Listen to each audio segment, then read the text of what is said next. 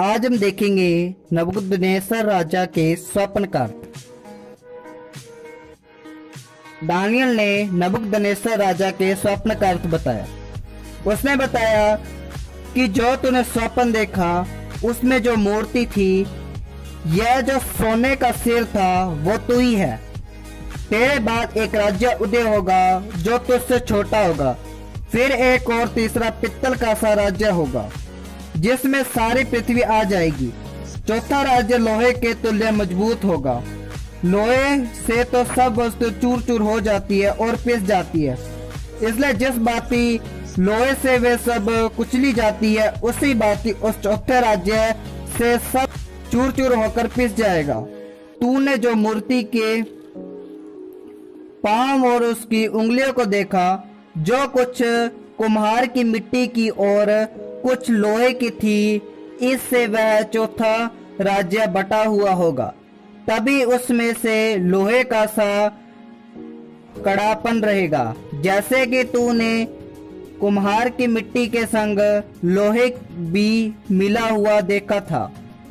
जैसे पांव की उंगलियां कुछ तो लोहे की और कुछ मिट्टी की थी, इसका अर्थ यह है कि वह राज्य कुछ तो दृढ़ और कुछ निर्बल होगा।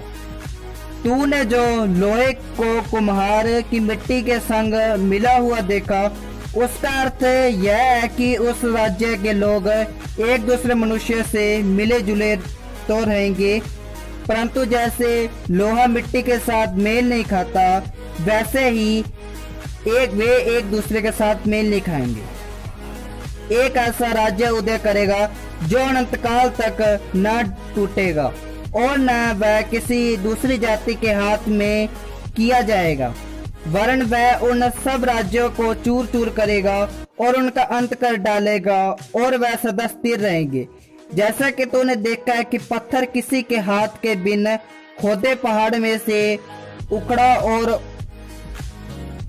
उसने लोहे, पित्तल, मिट्टी, चांदी और सोने को चूर चूर किया, इसी रीति महान परमेश्वर ने राजा को बताया है कि इसके बाद क्या क्या होने वाला है। न स्वप्न में और न फल में कुछ संदेश है। इतना सुनकर नबूकदनेस्सर राजा ने मुंह के बल गिरकर दानियल को दंडवत किया और आज्ञा दी कि उसको भेंट चढ़ाओ और उसके सामने सुगंधित वस्तुएं लाओ।